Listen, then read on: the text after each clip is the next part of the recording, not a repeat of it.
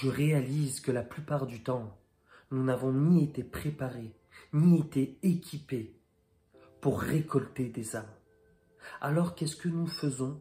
Comme nous ne savons pas récolter, nous semons. Et comme nous faisons cela depuis des années, pour certaines des générations, nous perpétuons cette tradition, façon de parler, eh bien en fait, nous sommes en train d'entretenir une culture de semeur et non de moissonneur. Pourquoi? Car quand nous sortons dans les rues, nous ne sommes pas prêts à accueillir le nouveau converti. Qu'est-ce qu'on va faire du nouveau converti? Qu'est-ce que nous allons mettre en place pour l'accueillir? Et du fait qu'on ne met rien en place pour l'accueillir, comment vous voulez que Dieu bénisse une récolte alors que quand il nous la donne, on ne sait pas quoi en faire? Et une chose que j'ai réalisée d'important, quand on gagne des âmes, et c'est ce que j'ai fait la plupart de ma vie de croyant, de ma vie de disciple de Jésus. Dernièrement, j'ai réalisé mais vraiment une ligne négative dans ma vie. C'est que je sortais évangéliser, gagner des âmes. Mais j'étais dans une culture de semeur. Pourquoi? Parce que je ne méritais rien en place pour accueillir ces nouveaux disciples. Comment voulez que Dieu bénisse la moisson? Comment voulez que Dieu amène des gens à devenir des disciples si moi-même je n'ai pas préparé de quoi les accueillir, les enseigner et les immerger dans la présence de Dieu? Donc je m'appelle Luc Abanovic du ministère Prier dans la rue. Et aujourd'hui, mon cœur, mon désir est vraiment de développer des groupes d'évangélisation, de vraiment amener des outils comme cette carte PDLR partout, dans tous les groupes d'évangélisation, parce que je sais que c'est un outil puissant qui amène des gens à Jésus. Et si vous ne l'avez pas et vous voulez laisser, je vous offre 10 cartes. Ce sera toujours comme ça, vous payez que les frais de port. Et je vous les offre dans les descriptifs, allez-y comme le livre. Je vous offre aussi l'extrait du livre. Priez dans la rue. Pourquoi? Parce que je veux bénir les gens. Et je veux voir une moisson d'âmes comme jamais. Je crois que nous verrons 1 million d'âmes sauvées et 1000 œuvres de mission déployées pour le royaume. En tout cas, c'est ce que Dieu a greffé dans mon cœur. Donc nous sommes sur cette série L'art de moissonner. Nous avons vu plusieurs choses. Mais un mot d'ordre que j'aime, c'est que nous ne naissons pas gagneurs d'âmes. Nous le devenons. Donc nous en sommes au 6e enseignement. Le premier, j'ai présenté la carte. Le deuxième, c'était l'art de cueillir les âmes mûres. Le troisième, l'art de suivre le GPS. L'art de prêcher l'évangile. L'art du 95,5% de Billy Graham, très puissant. Et aujourd'hui, j'aimerais vous parler de l'art de faire des convertis, des disciples. Et ça, c'est vraiment une chose importante pour moi. Une des choses qui se révèlent et qui viennent à la lumière, c'est « ouais, mais c'est à cause de mon système d'église » ou « ouais, c'est à cause de mon leader ou mon pasteur, car il ne veut pas me laisser de la liberté, car il ne veut pas accueillir ce que je fais. » Et c'est toujours la faute d'eux. Et j'ai réalisé une chose importante dans ma vie. Pendant beaucoup de temps, j'ai regardé, j'ai pointé du doigt mes leaders.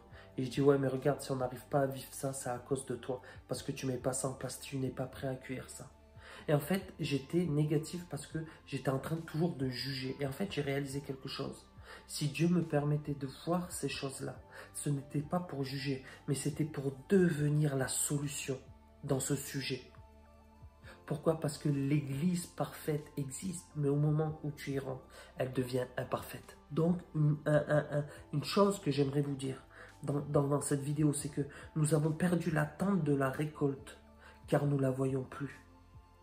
Et comme nous ne la voyons plus, nous prenons les petites choses qui arrivent devant nous pour taper dessus. Pourquoi? Afin de faire comme du déni sur la réalité de cette question. Si je vous pose cette question, gagnes-tu vraiment des âmes? Et si tu en gagnes, as-tu mis vraiment une disposition en place, un dispositif en place pour pouvoir les accueillir et en faire des disciples? Sans être pasteur, sans être leader, sans être un enseignant. Je parle de choses simples. Et dans cette vidéo, j'aimerais te donner des conseils pratiques à ce sujet-là. Mon désir est d'élever des faucheurs implacables. Mais le cœur battant de prier dans la rue et aussi de faire des disciples. Pourquoi? Et ça, c'est une chose qui est difficile à comprendre. Souvent, je vais prêcher dans la rue et il y a une culture, l'évangéliste prêche. Et c'est vrai. Mais si je commence à faire de ma vie une façon structurée, A, plus 2, plus 3, et je fais toujours la même chose, sans prendre conscience, et sans avoir l'intelligence et la sagesse de comprendre qu'il doit avoir une suite, alors le don que Dieu m'a donné, je ne l'exploite pas complètement. Comme j'ai dit, l'évangélisation marche de pair avec le discipulat. Pourquoi? Parce que c'est incohérent de aller dans les rues sans penser qu'après on doit en faire des disciples. Et c'est notre responsabilité d'accueillir d'une façon simple, avec des exemples pratiques. Je vais vraiment vous expliquer comment je fais. Vous allez voir, c'est tellement simple. Commentez-moi si vous avez des questions. J'aimerais prendre acte 8 aujourd'hui. Acte 8, pour ceux qui ne connaissent pas, je vais le paraphraser. Dans acte 8, nous voyons que l'Église est persécutée. Tous partent, tous sont dispersés, sauf les apôtres. Et tous les disciples qui sont dispersés, qu'est-ce qu'ils font? Ils vont prêcher la bonne nouvelle de la parole. Sauf les apôtres, c'est vraiment intéressant. Et là, on arrive dans acte 8. Philippe prêche, des gens se convertissent, il les baptise, des miracles, des guérisons, tout ce qui se passe. Un truc incroyable. Et qu'est-ce qui va se passer? C'est que à cause de ce qui se passe, les apôtres vont venir en Samarie pour baptiser les gens dans le Saint-Esprit parce qu'ils n'ont pas prié, parce que Philippe n'avait pas fait cela, pour les équiper, pour leur imposer les mains, la Bible nous dit. Et en fait, ils vont commencer à faire quoi? À mettre une structure en place pour que ces personnes deviennent des disciples. Pourquoi? Parce qu'à l'époque de Jésus, ils avaient l'habitude de collaborer. Il n'était pas normal de gagner des âmes sans après les discipuler. Et dans le passage juste après, on voit qu'un ange d'Adonai dit à Philippe, lève-toi et va en direction. Et hop, ça recommence et ça repart. Il va dans un endroit et une fois il fait ces choses, il accueille cet endroit. Et les apôtres viennent établir. Mais souvent, et dans notre aujourd'hui les choses ont évolué. C'est pas les apôtres sont pas comme à l'époque. Tout est nouveau, tout est frais, tout est à leur époque tout était à faire.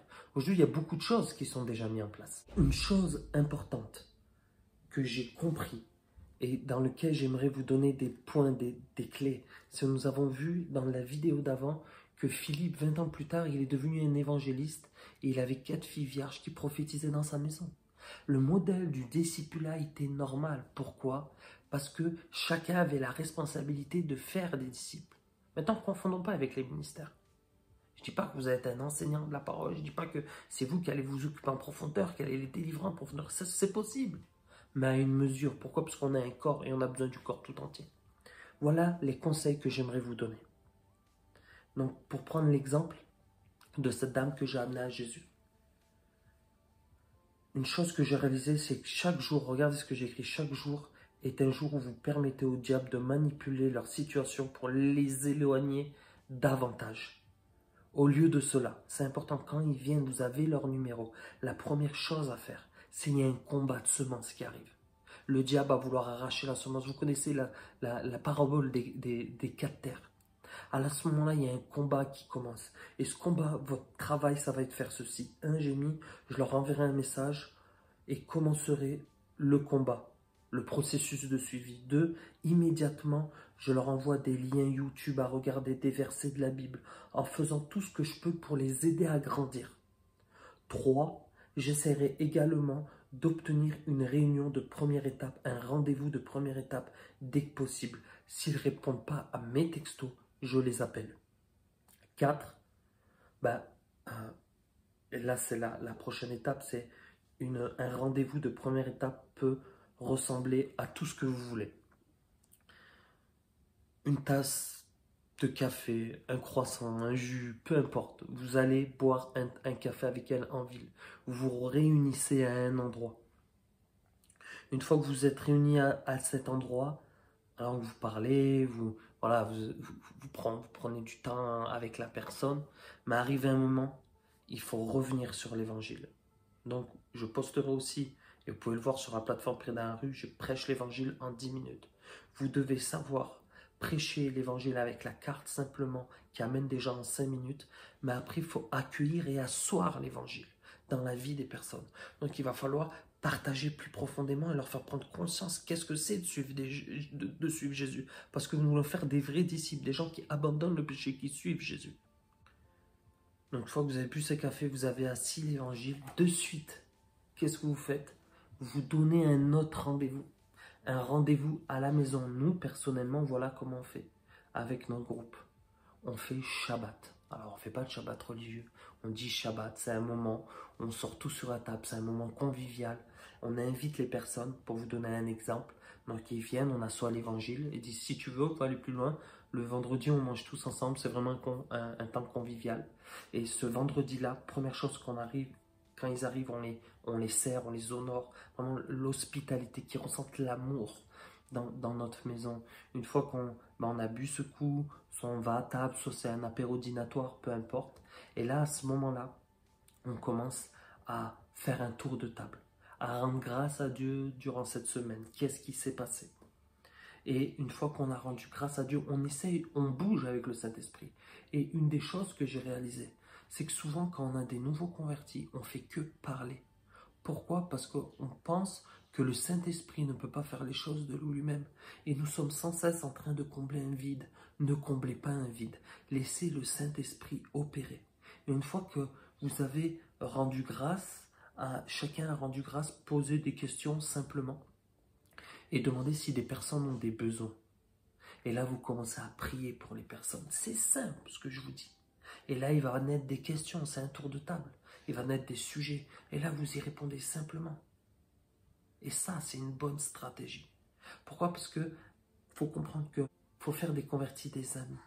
Mais ces amis, ils doivent sentir qu'ils appartiennent à une famille, pas à quelque chose de structurel, de religieux. Et c'est ça, les gens ont besoin d'une appartenance. Et là, vous les immergez. Et comme un bébé, je ne sais pas si vous êtes papa ou maman, mais arrivé un moment, eh ben, le discipulat, ça coûte, ça fait mal. Des fois, on n'a pas envie. Comme moi, là, dernièrement, j'avais pas envie d'aller prier, délivrer le jeune qui était captif. Mais je dois m'occuper. Comme un bébé, il faut lui changer ses couches, ça pleure. C'est ingrat, le travail du discipulat. Mais quelle joie qu'il y a quand nous voyons une personne grandir en Jésus. La seule ingrédient qu'il faudra pour elle, c'est l'amour. Voilà, j'espère que ça vous a béni. Laissez-moi vos commentaires, vos sujets, vos questions, tout ici. Faites-moi un petit like, souscrivez à la page YouTube Prier dans la rue et mettez une petite notification, partagez à des amis. J'espère que ça vous a aidé, mais j'aimerais vraiment prier pour cela. N'hésitez pas à me contacter si vous voulez aussi sur soit le site Prier dans la rue ou soit directement dans les commentaires et j'essaierai de pouvoir vous répondre. Mais voilà, j'aimerais vraiment après la bénédiction sur votre école. Il y a un temps de changement pour vous et Dieu est en train de faire quelque chose de nouveau. Ne passez pas à côté, même si vous sentez qu'il y a une saine tension. Passez le cap, allez-y, osez. Et surtout, faites de vos convertis des amis. Soyez bénis.